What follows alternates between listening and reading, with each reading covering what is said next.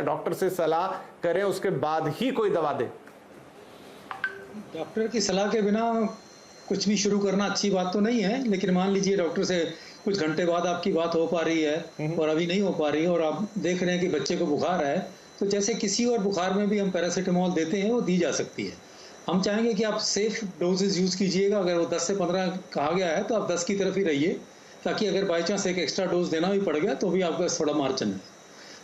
ऐसी दवाई जो स्ट्रेट फॉरवर्ड है, जो कि सेफ मानी जाती है, विद इन लिमिट्स, अगर हमें ज़रूरत पड़ती है हम स्टार्ट कर सकते हैं, लेकिन हो सके तो पहले ही डॉक्टर से बात करें और तभी पहला डोज दें, तो वही ज़्यादा सेफ तरीका है।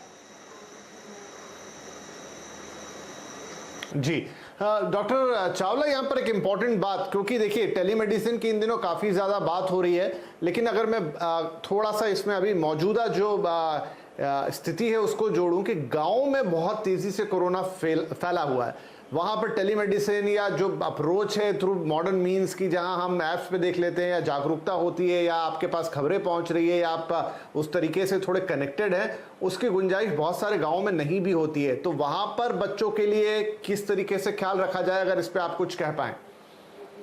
एक तो पिछले कुछ महीनों से हम ऑनलाइन कंसल्टेशंस कर रहे हैं। आपको हैरानी होगी कि बहुत सारे गाँव में ये सुविधा उपलब्ध है, लोग बाहर बगीचे में, खेतों में कंसल्टेशन करते हैं। बट ऑफ कोर्स बहुत सारी जगहें ऐसी भी हैं कि जहां ये कंसल्टेशन संभव नहीं है, तो उनको मीडिया के थ्रू, उनको गवर्नमेंट के जो ज़रिए हैं उनके थ्रू ये खबर पहुंचवानी ज़रूरी है कि क्या साइंस हैं। जैसे डॉक्टर मलिक भी बता रहे थे और डॉक्टर चुग ने बताया कि क्या साइंस हैं कि जब उनको अस्पताल की ओर भागना है, सिंपल फीवर है तो कितना डोज देना है, प्राइमरी हेल्थ सेंटर पे जा सकते हैं। तो ये सुविधा इसी तरह से ही इसको इस्तेमाल कर सकते हैं, और कोई ज़रिया नहीं है छोटे गांव में किसी तरह से भी उनको मुहैया कराना जो हेल्थ की सुविधा है। जी, तो चलिए अच्छी बात आपने बताई कि गांव से भी कंसल्टेशन आ रही है, मतलब उतना भी मामला कटा हुआ नहीं है ना। इनफैक्ट ये जो गाइडलाइन आई है ये शायद थोड़ी और मदद कर सकती है एक ऐसे मौके पर जहां पर आपके पास सीधा संपर्क नहीं हो रहा आपका डॉक्टर से, या आप किसी भी कारण से नहीं कर पा रहे हैं। डॉक्टर मलिक, जो आपने कहा multi system inflammatory syndrome MIS, इसका आपने पहले भी जिक्र किया, लेकिन सरकार की गाइडलाइन में ये पहली बार शामिल किया गया है। आप थोड़ा इसके बारे में और बताएंगे, क्योंकि ज्यादा माता पिता, अभिभावक के लोग भारत में इससे परिचित नहीं है।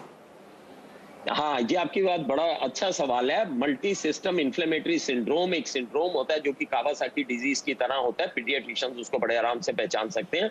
उसकी मेन पहचान यह है कि जब पेशेंट कोविड की बीमारी से रिकवर हो रहा होता है या during the process of Covid बच्चे को सडनली फीवर आना शुरू हो जाता है, हाई ग्रेड फीवर आना शुरू होता है। पता चलता है बच्चे को माइल्ड डिजीज थी, सब कुछ ठीक है, अभिभावक भी खुश हैं कि बीमारी चली गई, लेकिन suddenly sudden grade fever, high grade fever आना शुरू हो गया। उसके साथ रैशेज आने शुरू हो गए, बच्चा थोड़ा सुस्त हो गया, लिस्टलेस हो गया, और उसके आंखों के अंदर म्यूकोपैरुलेंट कंजंक्टिवाइटिस जिसे हम कहते हैं लालिमा आनी शुरू हो गई, और मुंह के अंदर भी लालिमा आनी शुरू हो गई। और जब हम उसके टेस्ट करते हैं तो उसके अंदर CRP, फेरेटिन, LDH ये सब रेज्ड लगते हैं, हमें मिले हुए लगते हैं। तो ये जो है एक तरह से हाइपर इम्यून रिएक्शन होता है, और ये कंडीशन केवल बच्चों में देखी जाती है। ये कंडीशन केवल बच्चों में देखी जाती है, बड़ों में नहीं होती है।